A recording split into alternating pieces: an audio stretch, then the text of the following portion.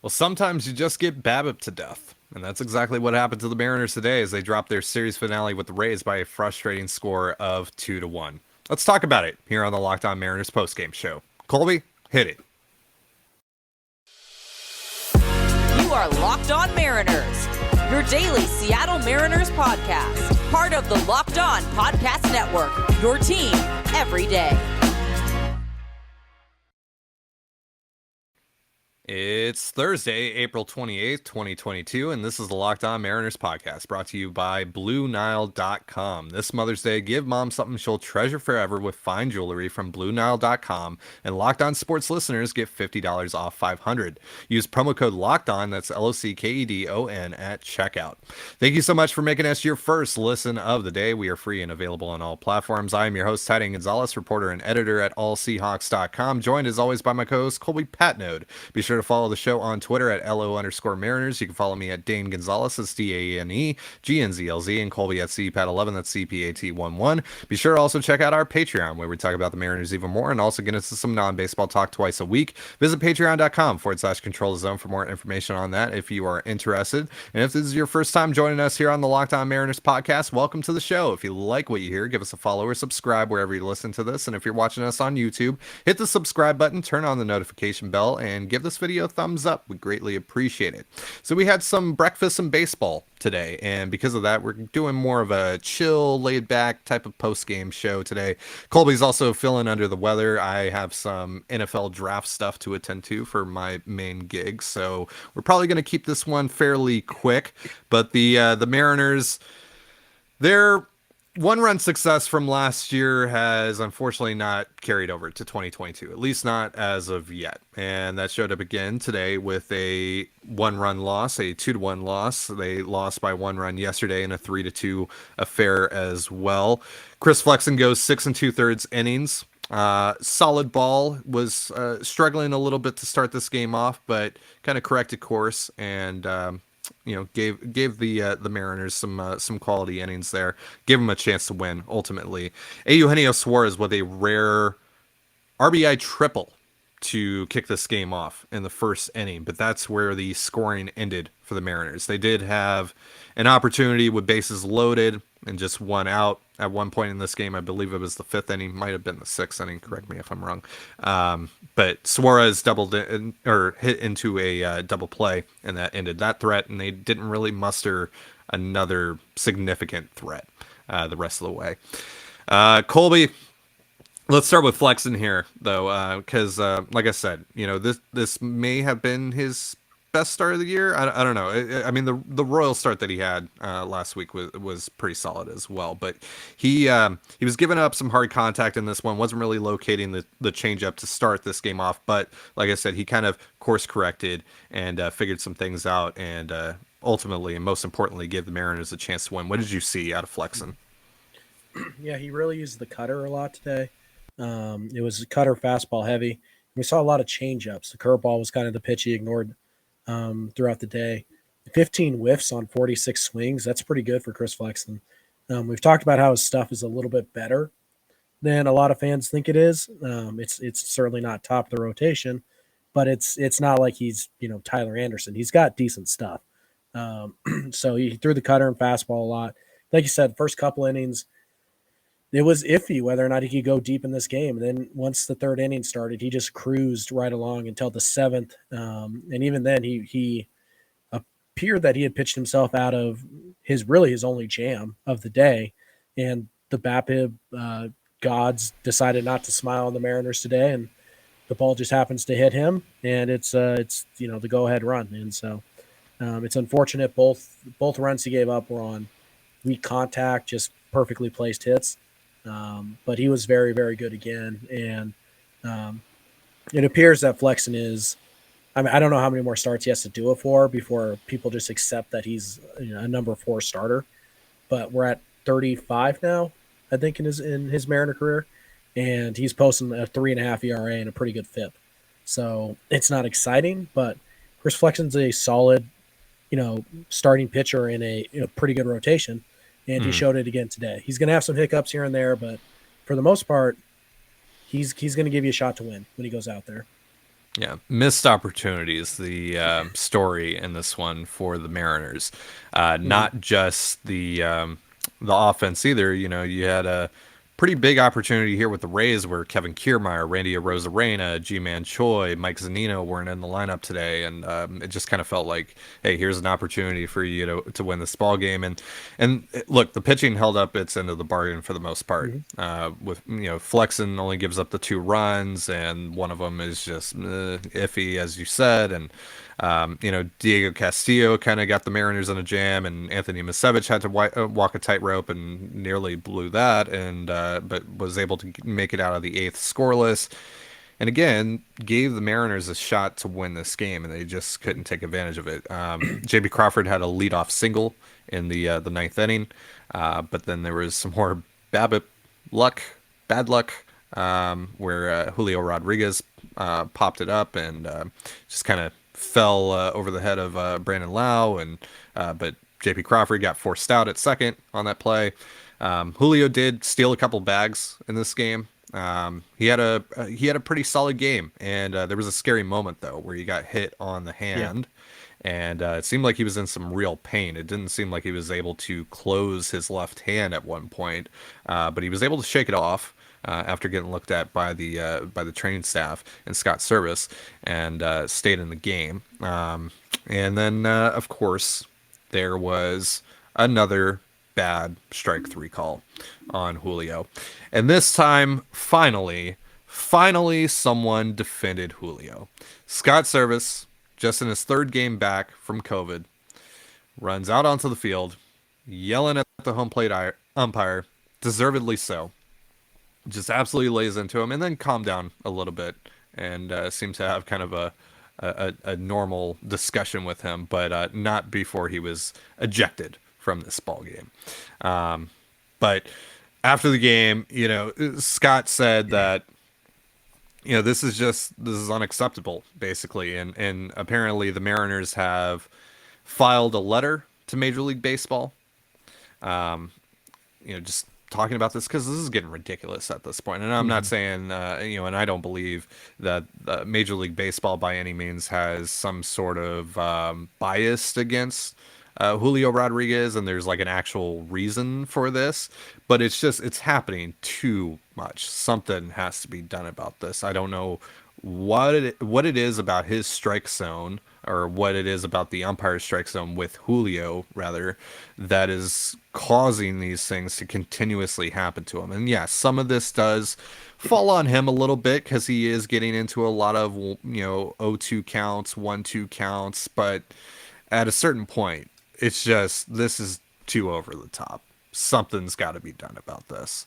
And hopefully, now with the Mariners kind of taking some action here, Scott Hmm. Service actually, giving an umpire some hell over this, something changes. Do you think something will change, Colby? Or do you think this will just continue to happen even with some of the pushback now from the organization? Uh, no, I think it's going to keep happening because I don't think Major League Baseball actually cares. Yeah. Um, because they've been very adamant about making this game as hard to score runs in as possible. They're using the dead in baseball this year. Umpire strike zones are a mess across the league. Pitching's never been better. Major League Baseball doesn't seem too interested in helping teams score runs. So I think they're getting exactly what they want. Um, I think that they don't really care, or they're afraid of the umpires, or I don't know what it is, but I don't think they care. So I don't suspect this will change anything. Yeah. Unfortunately, I agree with you on that front because, it's Major League Baseball after all. This is Mhm. I think we They don't all, care about their players. We know yeah, that. I think we all here kind of understand where MLB stands on issues like these.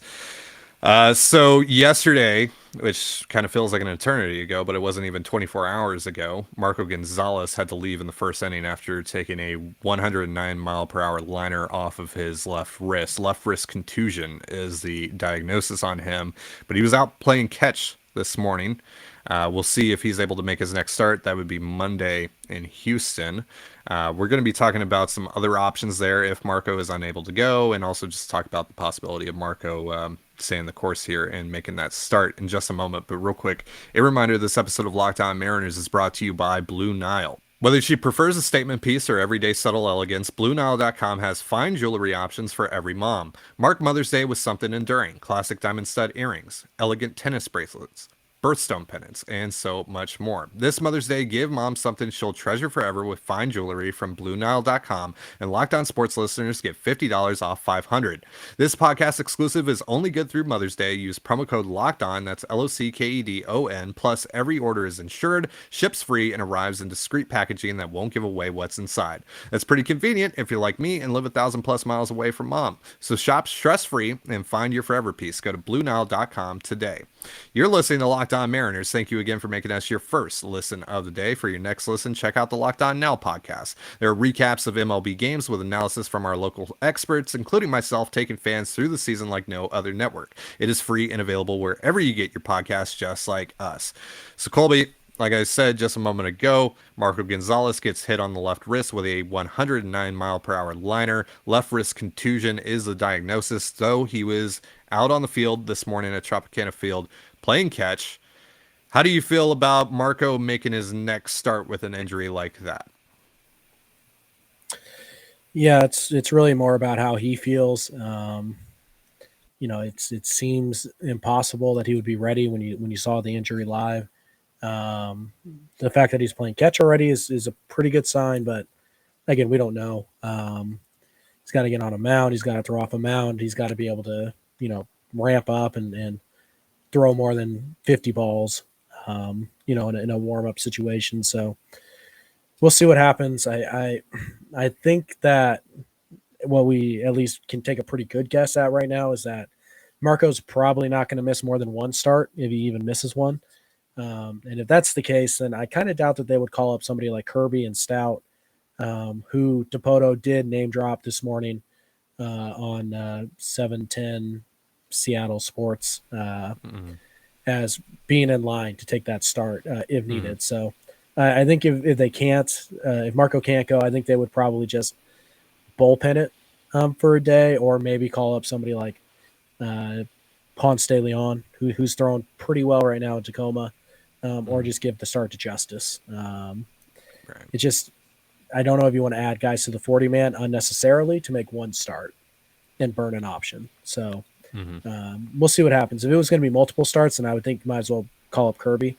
But also, I do wonder if maybe not wanting him to make his debut in Houston maybe plays a role in that. So Sure. We'll see. But I think Marco is, if he can't make his next start, I think they're just going to go with the bullpen, or they're going to go with Justice. And if they do bring somebody up, I don't think Mark Avagis is pitching right now, so it can't be him. So I think that would probably leave Ponce de Leon.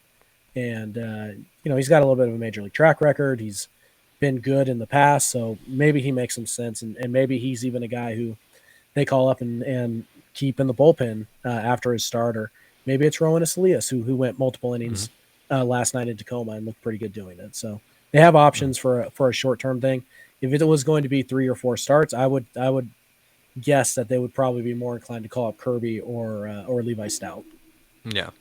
I also think, though, if the plan was to get George Kirby or Levi Stout a set number of innings, a set number of starts down in Arkansas, they should probably stick with that, because it does seem like you said that Marco is going to be able to, if not make this next start, make his start right after that.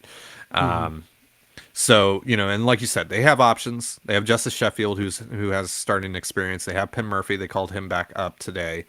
He has some starting experience, of course. He can go multiple innings. So, they can make this work. Eric Swanson, of course, has had some experience starting and opening for the Mariners at times as well. So they have levers they can pull here if Marco is unable to go down in Houston. Now, that's really unideal, considering you're going to be in Houston with the Crawford boxes and all that stuff, and going in there and trying to bullpen it, especially when your bullpen isn't necessarily at full strength right now. So yeah, it's a little concerning on that front. and it would behoove the Mariners to probably get 2 or 3 here in Miami, I would say, to cap off this month of April, which is overall, despite losing the series to Tampa, it's been a good month for the Mariners, Mm-hmm. and you're starting to see some growth out of some guys right now, and starting to see some nice things, swing in the right direction for guys like Jesse Winker and even Julio. Julio's looked a little bit better, and Yeah. JP Crawford and Ty France are still dominating right now for the most part. I mean, JP had kind of a rough day today, but for the outside of today though, JP's been pretty good. Had another home run yesterday with a very Griffey-esque swing as well, as Aaron Goldsmith called it. So the Mariners made some other roster moves along with the Murphy call up this morning, and especially one that is pretty noteworthy. We're going to be talking about that in just a moment, but real quick, a reminder: this episode of Locked On Mariners is brought to you by BetOnline. BetOnline.net is your number one source for all your betting stats and sports info. Find all of the latest sports developments, league reviews, and news, including this year's basketball playoffs and the start of the Major League Baseball season. BetOnline is your continued source for all your sporting wagering information, from live betting to playoffs, esports, and more. Head to the website today or use your mobile device to learn more about the trends and action. BetOnline is where the game starts. So this morning, along with Johan Ramirez, Cal Raleigh was sent down to AAA Tacoma. Of course, rosters are going to go back to 26 players in just a couple of days here. But this was something that was kind of a long time coming, I would say, because Raleigh has been struggling, as we kind of expected. He did get off to a decent start in the first week of the year, but has since significantly declined from that point forward. This is a good move, right? Especially with where the Mariners are right now, with Murphy and Terrence behind the plate. Yeah, Raleigh was clearly your third best guy, and he can't really work on what's troubling him if he's not playing every day. And you're the Mariners, you're a team that's a contender. There's only so many at bats you can sacrifice before it just doesn't make any sense. And Raleigh just right now isn't giving you much of a shot. He's also not been super impressive behind the plate. He made a god awful throw last night that helped cost Marco a run, the one run he did give up. So yeah, he hasn't been great. So get him down to AAA. There's some things he can definitely work on, both behind the plate and at the plate. It's the right time to do that, because again, they were going to send down. You and I talked that they were probably going to keep extra guys in the bullpen, so they had to send down position players. Well, Raleigh and Moore are the two that make the most sense to send down, and they just jump-started a little bit early with Cal Raleigh. It also tells us that they trust Luis Torrens' defense behind the plate, and Torrens did throw out a runner today and had several key blocks on spiked Anthony Mashevitz curveballs in the eighth to kind of keep runners where they were. So it appears that Murphy and Torrens are the guys for now, and I think that's probably best. Yeah, and for Raleigh as well, there's more opportunity to play at AAA as well, because right now they've been going pretty much by rotation with these three guys when they've all been healthy, especially now with Torrens back from the COVID list. It's been basically, one day it's Murphy, the next day it's Torrens, the next day it's Raleigh, and then the cycle continues.